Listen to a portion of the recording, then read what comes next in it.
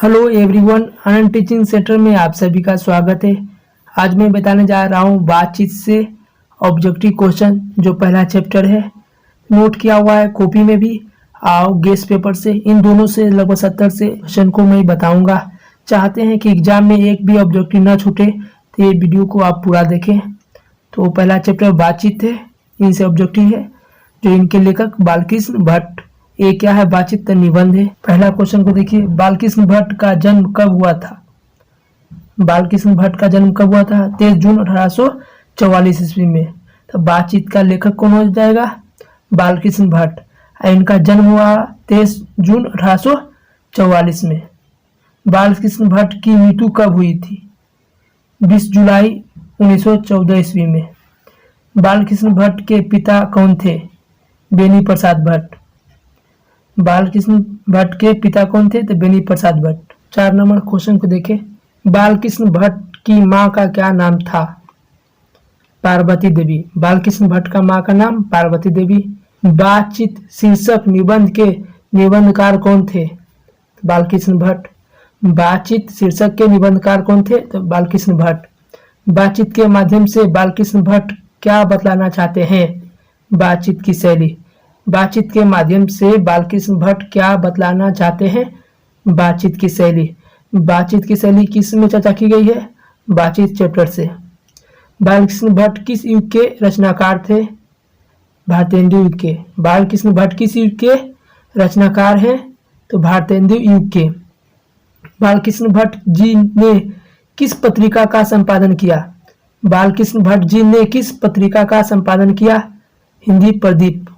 बालकृष्ण भट्ट जी ने किस शब्दकोश का संपादन किया? हिंदी शब्दकोश। भट्ट जी किस युग के प्रसिद्ध रचनाकार थे? भारतेंदु युग के। भट्ट जी किस युग के प्रसिद्ध रचनाकार थे? तो भारतेंदु युग के। बालकृष्ण भट्ट जी हिंदी साहित्य के किस विद्या के महान रचनाकार थे? आलोचना का।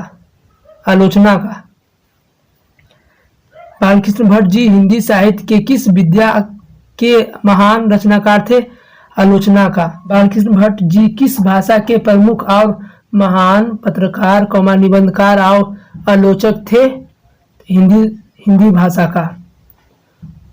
बालकृष्ण भट्ट जी को आचार्य शुक्ल ने अंग्रेजी साहित्य से तुलना करते हुए किस श्रेणी में रखा है? एडिशन और स्टील की श्रेणी में। बालकृष्ण भट्ट जी ने हिंदी साहित्य की किन किन विद्याओं में सृजन क्रम किया है? ABCD इनमें से सभी है। उपन्यास विद्या में, कहानी विद्या में, नाटक विद्या में, डी सभी विद्याओं में ये सृजन कर चुके हैं। बालकृष्ण भट्ट जी ने हिंदी साहित्य को क्या दिया? नवीन धरातल, नवीन दिशा और नया रंग रूप दिया। नवीन धरातल, नवीन दिशा और नया रंग रूप हिंदी साहित्य को किसने दिया? बालकृष्ण भट्ट जी ने। अनेक प्रकार की शक्तियां जो वरदान की भांति ईश्वर ने मनुष्य को दी है, उनमें से वह एक शक्ति कौन सी है?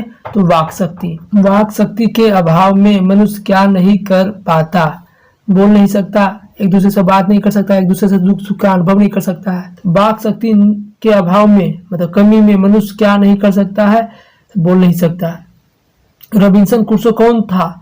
जंगली जानवरों के बीच पलने वाला आदमी। रॉबिन्सन क्रूसो कौन था? जंगली जानवरों के बीच पलने वाला आदमी। जंगली जानवरों के बीच पलने वाला आदमी कौन था? Robinson Crusoe. जब तक मनुष्य बोलता नहीं तब तक उसका क्या प्रकट नहीं होता है? तो गुण दोष। जब तक मनुष्य बोलता नहीं तब तक उसका क्या प्रकट नहीं होता है? तो गुण दोष। असल बातचीत सिर्फ 2 व्यक्तियों में होती है, यह किसका मत है या किसका कथन है? तो एडिसन का। असल बातचीत सिर्फ 2 व्यक्तियों में होती है, ये किसका कथन है? तो एडिसन का। कितने कानों में परी बात फैल जाती है? तो 6 कानों में परी बात फैल जाती है। अशिक्षित लोगों की बातचीत को क्या कहते हैं? जो अनपढ़ लोग होते हैं, अनपढ़ लोग अशिक्षित लोगों की बातचीत को क्या कहते हैं? तो बदकही। अशिक्षित लोगों की बातचीत को बदकही कहा जाता है। यूरोपीय विद्वान अपनी बातों किस प्रकार दूसरे के सामने रखते हैं? चतुराई प्रसंग के द्वारा। यूरोपीय विद्वान अपनी बातें किस प्रकार एक दूसरे के सामने रखते हैं? चतुराई पूर्ण प्रसंग के द्वारा। चतुराई पूर्ण प्रसंग के द्वारा। किनके बीच घंटे भर तक कांव कांव करते रहने पर भी कुछ न होगा? शुष्क पंडितों के बीच। जो सुस्त होते हैं, बोधे होते हैं, उनको कितनों समझाइएगा तो वो कुछ नहीं सीख पाएगा, न समझ पाता है। इस पेपर से अलग है। बातचीत के लेखक कौन है? तो बालकृष्ण भट्ट। बातचीत क्या है? तो निबंध है। बातचीत के लेखक कौन है? तो बालकृष्ण भट्ट। बातचीत क्या है? निबंध है। बालकृष्ण भट्ट का निवास स्थान कहाँ है? इलाहाबाद, उत्तर प्रदेश। बालकृष्ण भट्ट किस युग के प्रमुख साहित्यकार थे? भारतेंदु युग के। बालकृष्ण भट्ट किस काल के प्रमुख निबंधकार थे? आधुनिक काल के। बोलने से ही मनुष्य के रूप का साक्षात्कार होता है, यह कथन किसका है? बेन जॉनसन का। बोलने से ही मनुष्य के रूप का साक्षात्कार होता है, यह कथन किसका है? बेन जॉनसन का। 10 नंबर क्वेश्चन, बातचीत करने से मन क्या हो जाता है? हल्का और स्वच्छ। बातचीत करने से मन क्या हो जाता है? हल्का और स्वच्छ। आर्ट ऑफ कन्वर्सेशन कहाँ के लोगों में प्रचलित है? यूरोप के लोगों में। आर्ट ऑफ कन्वर्सेशन कहाँ के लोगों में प्रचलित है? यूरोप के लोगों में। यूरोप के लोगों में क्या प्रचलित है? Art of conversation. क्वेश्चन का आंसर का क्वेश्चन जैसे भी घुमाया हुआ जवाब दीजिए आप। आर्ट ऑफ कन्वर्सेशन कहाँ के लोगों में प्रचलित है? यूरोप के लोगों में। यूरोप के लोगों में क्या प्रचलित है? Art of conversation. हल्का और स्वच्छ कब हो जाता है? तो बातचीत करने से। हल्का और स्वच्छ मन कब हो जाता है? तो बातचीत करने से। बातचीत करने से मन क्या हो जाता है? तो हल्का और स्वच्छ। हल्का और स्वच्छ मन कब हो जाता है? तो बातचीत करने से। क्वेश्चन का आंसर का क्वेश्चन जैसे भी घुमाए जवाब आप दीजिए। 12 नंबर क्वेश्चन देखिए, यूरोप के लोगों में क्या प्रचलित है? Art of conversation. Art of conversation कहाँ के लोगों में प्रचलित है? यूरोप के लोगों में प्रचलित है।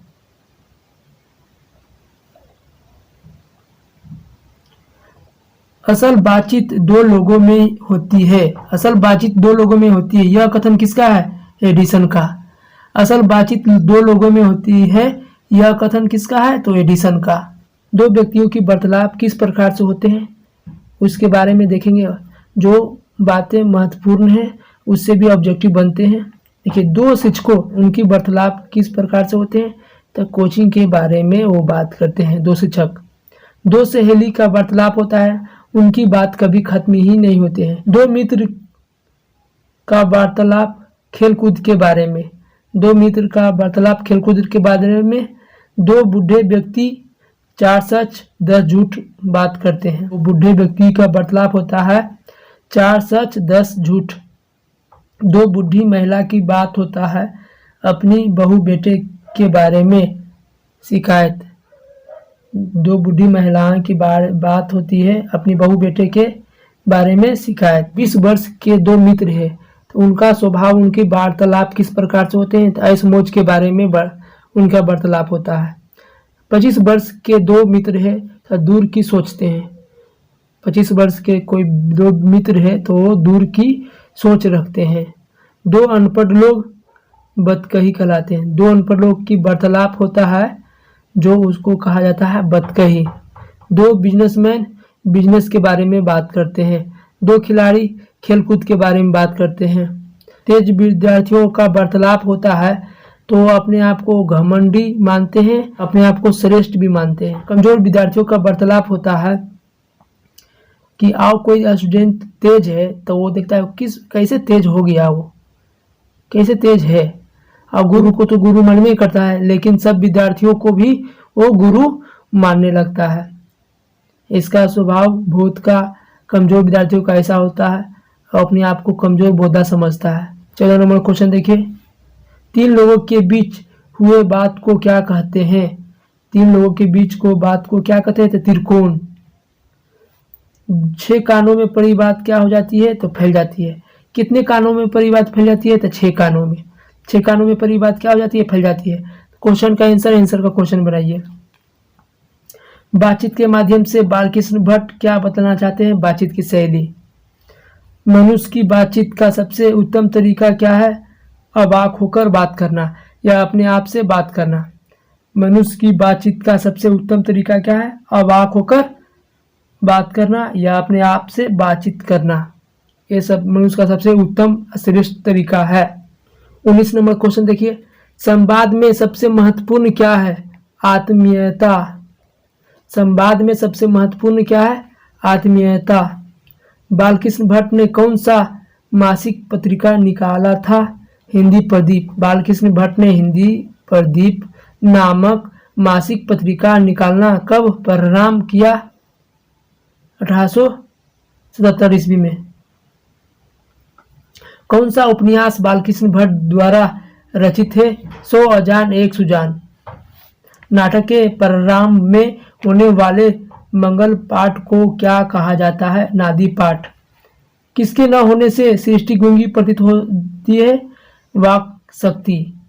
वाक शक्ति न होने से सृष्टि कैसा प्रतीत होता है? तो गूंगी प्रतीत होता है। किसके न होने से सृष्टि गूंगी प्रतीत होती है? तो वाक शक्ति। इससे 2 क्वेश्चन बन रहा है, तो अधिकतर से लगभग 2 क्वेश्चन बनेगा, बनाइएगा आप तब तो। देखिए 2 क्वेश्चन कैसे बनेगा। किसके न होने से सृष्टि गूंगी प्रतीत होती है? तो वाक शक्ति। वाक शक्ति न होने से सृष्टि क्या प्रतीत होती है? तो गूंगी।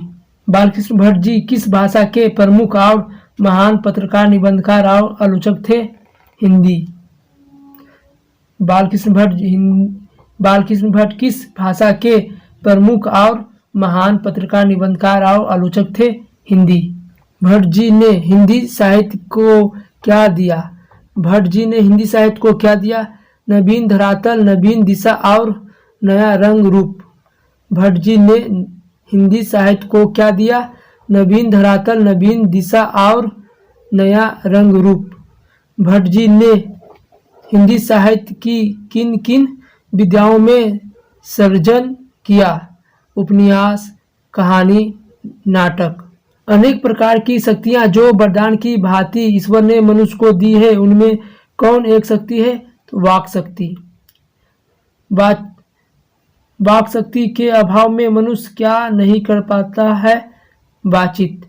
वाक शक्ति के अभाव में मनुष्य क्या नहीं कर पाता है? बातचीत। जब तक मनुष्य बोलता नहीं तब तक उसका क्या प्रकट नहीं होता? तो गुण दोष। जब तक मनुष्य बोलता नहीं तब तक उसका क्या प्रकट नहीं होता है? तो गुण दोष। 4 से अधिक की बातचीत क्या कहलाती है? राम रमौवल।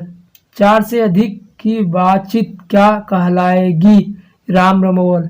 राम रमौवल कितने लोगों में बातचीत होते हैं? तो 4 से अधिक लोगों में बातचीत होते हैं, तो राम रमौवल कहलाते हैं। 4 से अधिक की बातचीत क्या कहलाएगी? राम रमौवल। राम रमौवल कितने लोगों में बातचीत होगा तो कहलाएगा? 4 से अधिक लोगों में। 4 से अधिक की बातचीत क्या कहलाएगी? राम रमौवल। बालकृष्ण भट्ट क्या थे?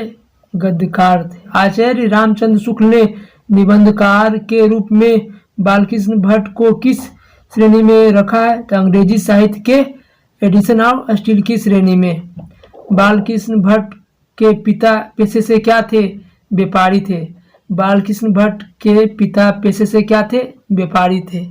बातचीत शीर्षक निबंध के अनुसार जो कुछ मवाद या धुआं जमा रहता है वह भाप बनकर निकल पड़ता है।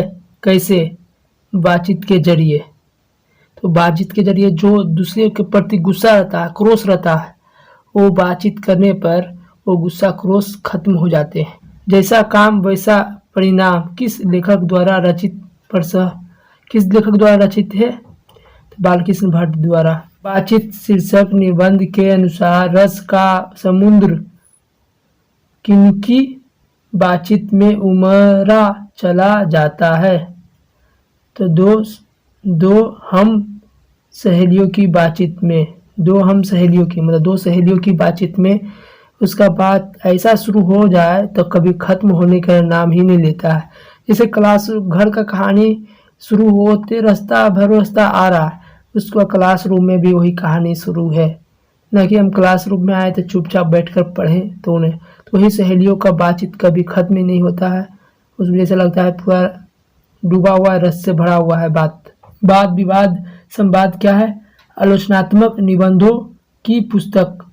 रॉबिन्सन क्रूसो ने 16 वर्ष के उपरांत किसके मुख से एक बात सुनी? फ्रायडे के मुख से। तो रॉबिन्सन क्रूसो एक व्यक्ति थे जो जन्म लिए थे वो बहुत दिनों तक मनुष्य की बात नहीं सुने थे। कितने दिनों तक? 16 वर्षों तक नहीं मनुष्य की बात सुने थे। 16 वर्ष के बाद सुनबो किए थे। किनके मुख से बात सुने? फ्राइडे के मुख से बात सुने। तो ये 16 वर्ष की उम्र में हुए तब फ्राइडे के मुख से वो मनुष्य की आवाज़ सुने, अन्यथा वो 16 वर्ष तक जानवरों के बीच पलने वाला व्यक्ति थे। कौन? रॉबिन्सन क्रूसो ने। रॉबिन्सन क्रूसो ने 16 वर्ष के उपरांत किसके मुख से एक बात सुनी? 16 वर्ष बीत गया तब वो फ्राइडे के मुख से आवाज़ सुने थे। बालकृष्ण भट्ट जी को किसने अंग्रेजी साहित्य के एडिशन ऑफ स्टील की श्रेणी में रखा है? रामचंद्र शुक्ल। रॉबिन्सन क्रूसो को कब तक मनुष्य का मुख देखने को नहीं मिला? 16 वर्ष तक। बोलने से ही मनुष्य के रूप का साक्षात्कार होता है, यह किसने कहा? Ben Jonson.